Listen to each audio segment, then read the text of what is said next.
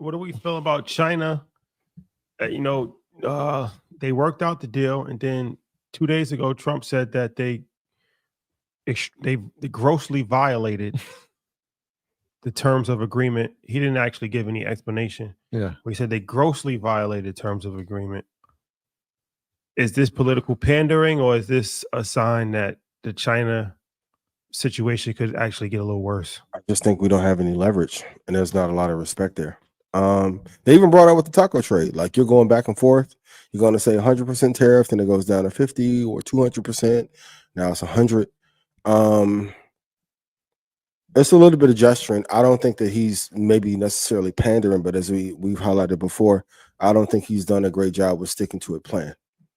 I don't think it was completely thought out by him and everyone who may be in office and what the blowback can be. So we have no leverage. We need China. China needs us, but they're willing to stay firm a little bit more on their decision. Yeah, they said they're going to speak one-on-one at some point this week, which is a good sign. Yeah. So when the headline read today, I'm like, oh my gosh, here we go. Expect to see a pullback in some of these tech companies and definitely the tech stocks again, obviously with the 145% tariffs that were put in place and then pulled back and 90-day suspension. So at some point, maybe we'll get some certainty around this, right? If they talk face to face, maybe they'll figure something out. But yeah, I feel like it was a bit of a pander, because if they were going to meet already, this is just that first headline until something else happens. It's not a good thing to say going into a meeting either. But and if anything, he's going to give us consistent uncertainty. Consistent uncertainty. Yeah, it's interesting. We monitor the situation. Might even have to just go out there for some investigative journalism, because there's so much conversation that we've been having about China for the last 5 year months. And a half. Yeah.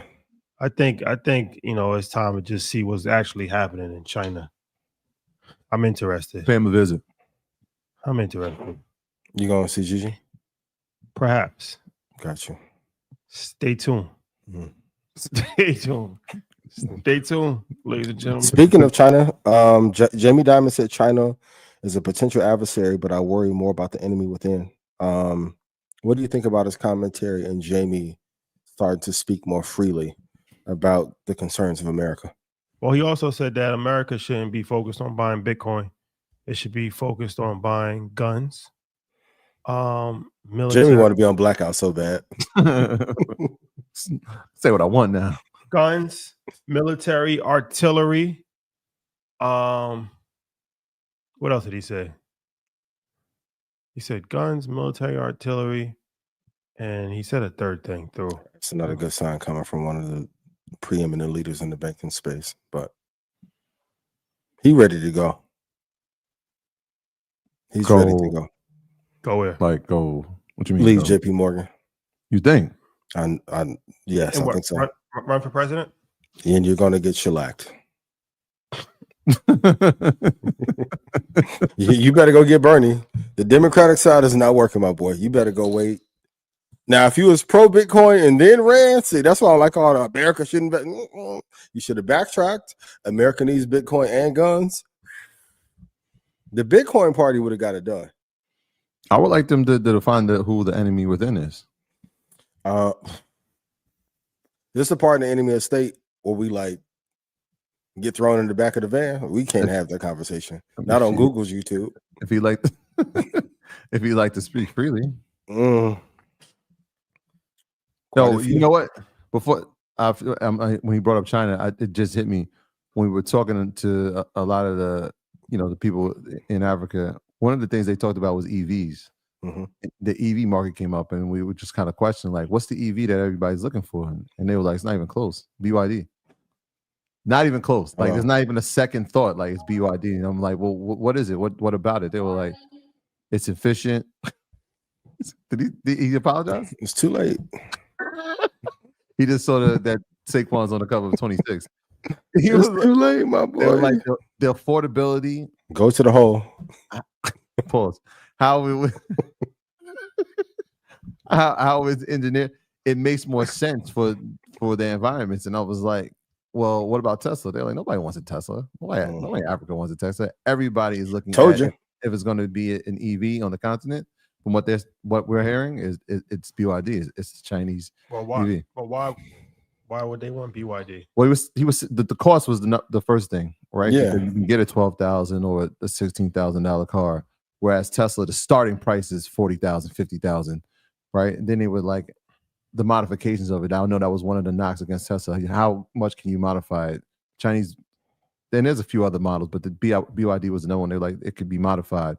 Its use case is much easier. We even got in the Uber, and it wasn't even a BYD car, but I was like, yo, this is nice. It's spacious, it's clean, and it's affordable. Well, also, China has invested tremendous infrastructure and influence on the continent of Africa. For sure. So it's not surprising that their car would be prominent in a place that they've already invested billions of dollars in. Almost every country in Africa. There's no country in Africa that China doesn't have. There's no country in Africa without a Chinatown. I told you. We haven't been. Have we been to one? Think about no. Think about that. America has over 250 military bases across the world in different countries. China has one. Yep. There's a Chinatown in every country in the world. You ever see America Town? Nope. They have a different strategy than we do. Yep. And it's working. And it's working. Yep. I just told Stock Club the other day. It's another phone maker. They're dominating in the EV space as well, in that $10,000 to $22,000 range. And maybe as a leader of a company, you don't tell a continent that you aren't favorable towards Black people when you buy a media platform that the world can see. Perhaps. Like at least Rockefeller and Carnegie, they hit it. And that's when racism was permitted. They hit it. Rockefeller just went on the street and passed out dimes and dollars all day. You want to tell the world, no. Then you want to make Europe great again. Well, it's going to hurt your Chinese sales and your Africa sales. We spoke to somebody yesterday. I was speaking to somebody yesterday, and they were saying that their parents. So I'm pretty sure you saw the video of China. They were teaching their kids how to speak Swahili. But Africa has over 300 different languages that's spoken. It's a very complex linguistic landscape. So I knew that they was already teaching kids to speak Swahili on certain levels because that's the most widely spoken language, native tongue in Africa. But found out that they was teaching the kids to speak Tree and Wolof also. Wolof is a language that's spoken in Senegal. Tree is a language that's spoken in Ghana. So they was saying like when they found they was having a fluent conversation with a Chinese guy and he was speaking fluent Tree.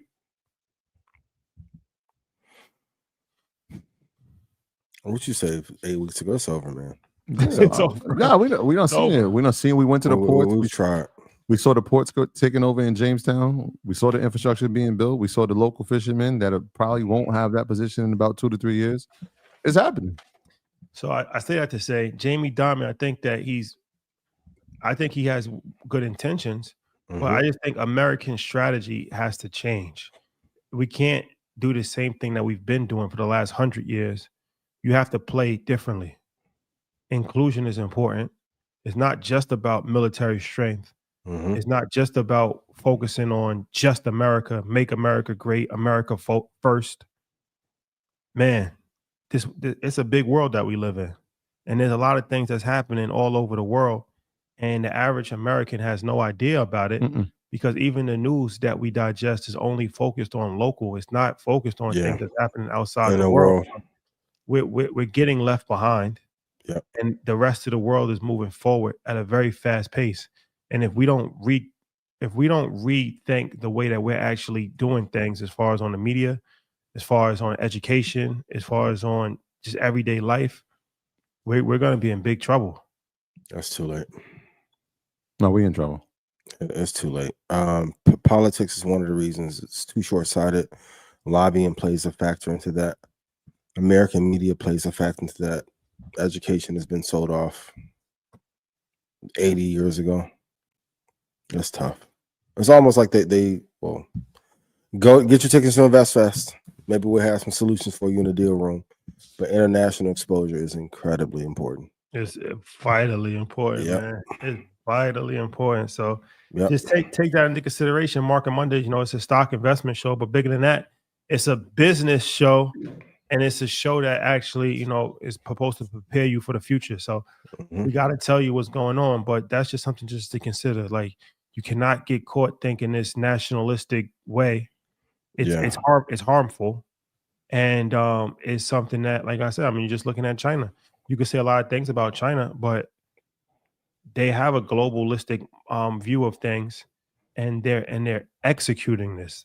They're executing a global plan at a very efficient rate. Yep. Can't argue with it. But what do I know?